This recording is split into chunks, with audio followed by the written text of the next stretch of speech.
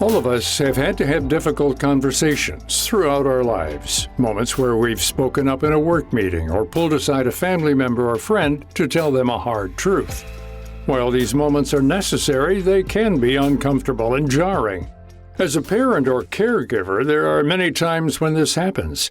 It can be as small as talking to your child about why they're in a timeout, or as big as explaining why mom and dad will no longer be living together. For Dr. Elena Lister, she's no stranger to these extremely difficult moments.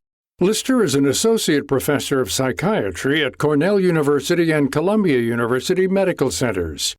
She works as a therapist and grief counselor, but is also a mom herself to two daughters, Molly and Liza.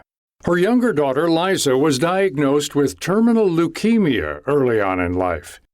In the book, Giving Hope, co-authored by Lister and Dr. Michael Schwartzman, Lister recalls the conversations she had with some of her daughter's classmates about what was happening.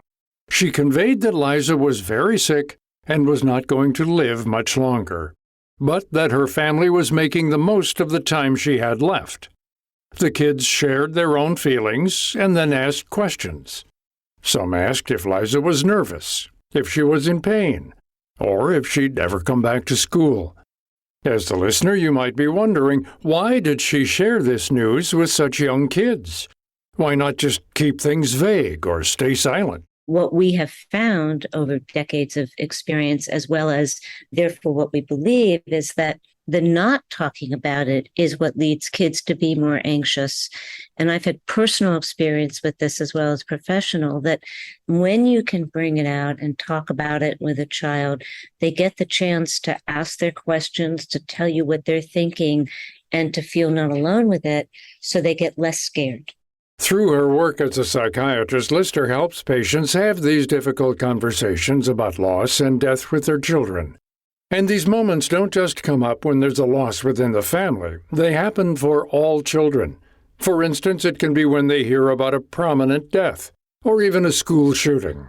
What we recommend is that if it is something that a child is inevitably going to hear about, which these days is probably most things, because even if they don't find it out on the internet by themselves, they might find it out from their 19-year-old cousin or somebody else, that you open up the conversation with the child about it.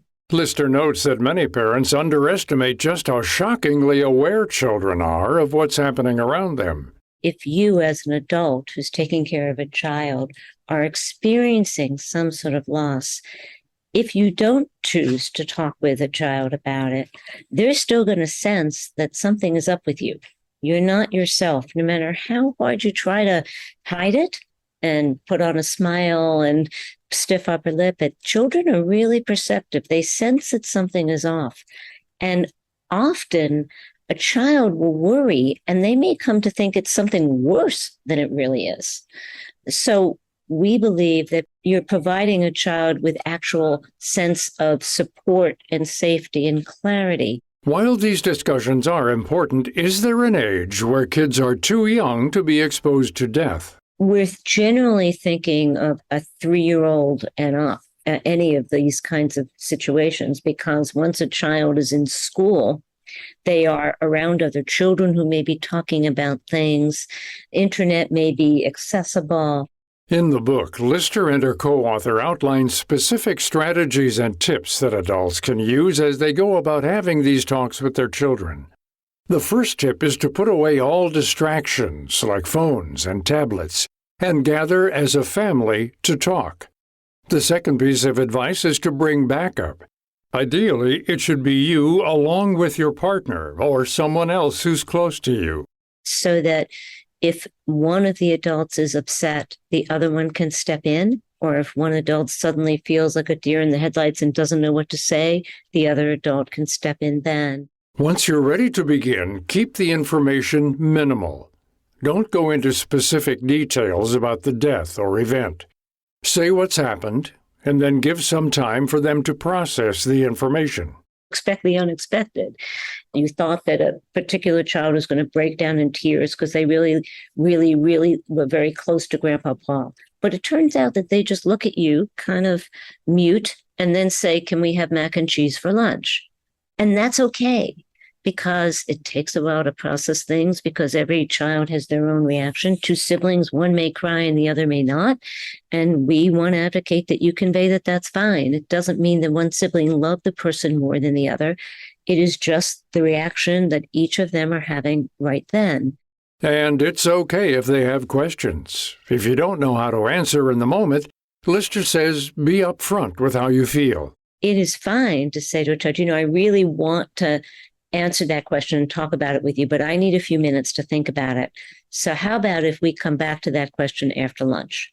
And then, of course, you must come back to the question after lunch, even if you're still feeling a little uncertain. But it gives you a chance to kind of sort yourself out about how you might want to answer. One example is how to answer one of the most common questions that children tend to ask. Did it hurt when they died? You can say, depending on the reality, it did not hurt when Grandpa Joe died. Or that Grandpa Joe's had a lot of pain. The pain went away when he died, because indeed, we believe that people don't feel pain after they die. So you want to offer something to your child, I believe, that is truthful, but also has an element of reassurance in it. And then if the question is, what happens when you die? I believe a fair answer would be, no one knows for sure.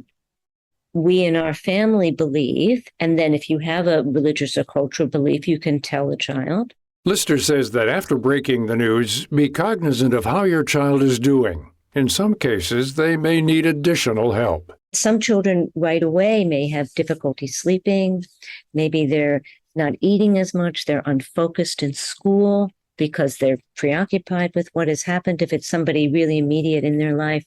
But we believe that's natural and inevitable. And when you would want to try to involve a professional or ask a professional whether it might be time for their involvement, might be 4 to 6 weeks after a significant loss, when a child is still demonstrating those things and cannot engage in regular life. They cannot stay in school yet. They're not sleeping. They're not eating. Maybe they've regressed. They've begun to wet the bed again or talk in baby talk. If those things are going on for more than 4 to 6 weeks, at that point, we think it's worth an adult in that child's life asking pediatrician, a psychiatrist, a psychologist, a social worker, the school counselor, a religious person. This is what I'm saying. Do you think they need more support? Loss and death are just another part of life. Some people experience these events at a younger age than others, and that's okay. To find out more about this topic and our guest, Dr. Elena Lister, visit viewpointsradio.org. Also check out her book, Giving Hope: Conversations with Children About Illness, Death, and Loss. This segment originally aired in September 2022 and was written and produced by executive producer Amira Zuveri. Our lead producer is Libby Foster, studio production by Jason Dickey. I'm Gary Price.